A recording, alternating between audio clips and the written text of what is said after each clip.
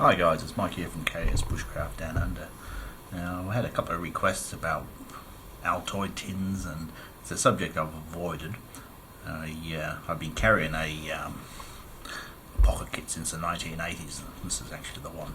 I had to open it earlier to retrieve a scalpel blade. Personally, I think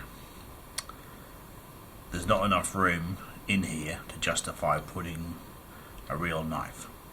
Anything more than a scalpel blade or a utility blade, it's probably not a good look for the space that you lose. But I never head outside without a knife of some form, or possibly even two. So my EDC is always this Rexford Rut with a utility blade, and it does a lot of my cutting work, and I don't have to worry about resharpening it. I just throw the blades away. So give it a thought. If you're out there with a knife or two, having another one in your Altoids tin's probably a waste of space. Okay, so I'll put that out there. So there's room in these Altoid tins for like a 93mm Victorinox. Okay, so you can get a reasonable knife in there. Okay, it just means what are you going to sacrifice to do that. So I'll start off with what I think. Bare minimum, surgical scalpel blade. Now these are packed in foil, so if to use this, you're really going to have to find a pencil-sized stick. Use some of the cordage out of your tin to make it operational. Okay. Next up, I reckon just a straight utility blade. Okay, quite easy to fashion a handle in the field to lash it on, and you've got a serious cutting knife. Okay, so that actually just the blade on its own only weighs in at 2 grams.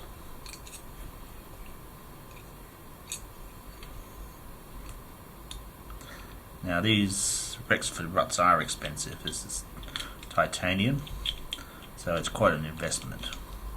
But I did notice that now there are copies out there. Next up, no, it's not a knife.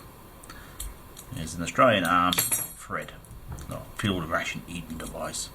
Really, it's a little can opener. It's got a spoon on one end and a cap lifter.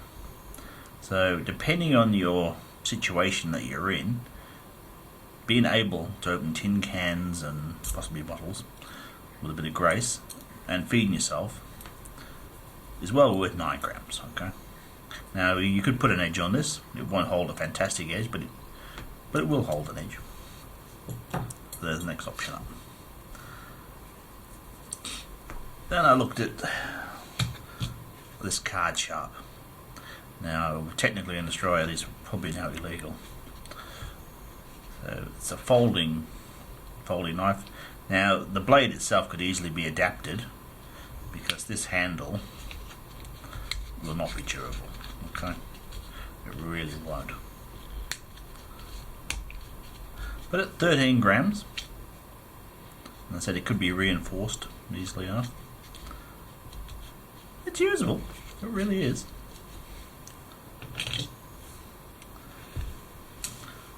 So the next in our weight line at 29 grams is this Rexford Rut. So cap lifter. The newer ones, this screwdriver point is angled, and you can open a can with it. I've tried it, and there are Chinese copies out there now. So that would be the next step up. Oh, I've forgotten this. This CRKT and it's a RSK Mark 5. Now this isn't actually a bad little knife. Why I threw it in the drawer is because it fell out twice from the sheath. So the sheath's really quite average. So that's a bin job really. Be easy to lash this to a stick.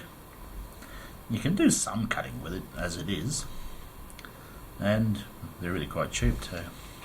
So without the sheath it hits about 22 grams, so slightly less than the Rut. Then there's these survival type cards. A few people have given me these over the years now. This does have a whistle in it, so that's useful. The button compass actually works here in the southern hemisphere. Some of them don't, by the way. It's got a magnifying glass. No doubt it's got a toothpick and tweezers in it. But the blade is actually not bad. It'd certainly be easy to latch this to a stick, so whether that lot's worth carrying, but certainly pirating the little blade out of it might be a go. So then I got my Leatherman Micro, which I've had for eons. Now, prior to sort of EDC in my Rexford rut, I used to EDC this little fella, and it does have a knife blade in it, a pair of scissors, assorted tools, and that's at 50 grams. And probably the choice, if I wasn't carrying a knife with me, would be the Victorinox Pruner.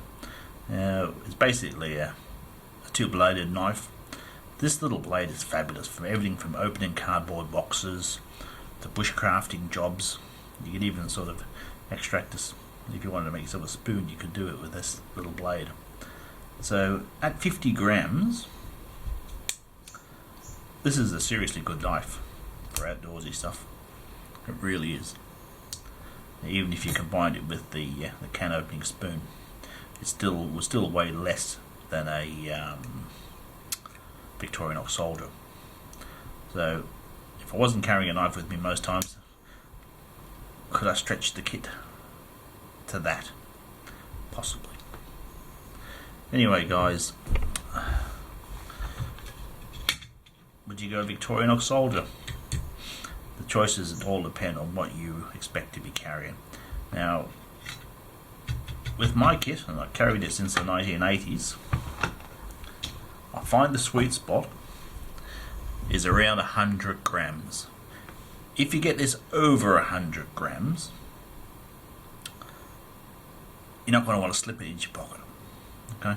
If you don't want it in your pocket, you're not going to have it. You can guarantee you when you want it, you're not going to have it with you. So you need to bear that in mind. So somewhat disheveled, but that's basically the kit that I've carried for a long time. And oh, there's a 1980s fire steel. That's actually what they came out with. It was so soft that it actually required a backing plate of metal. So anyway, guys, I hope you found this little insight useful. Thanks for watching, guys.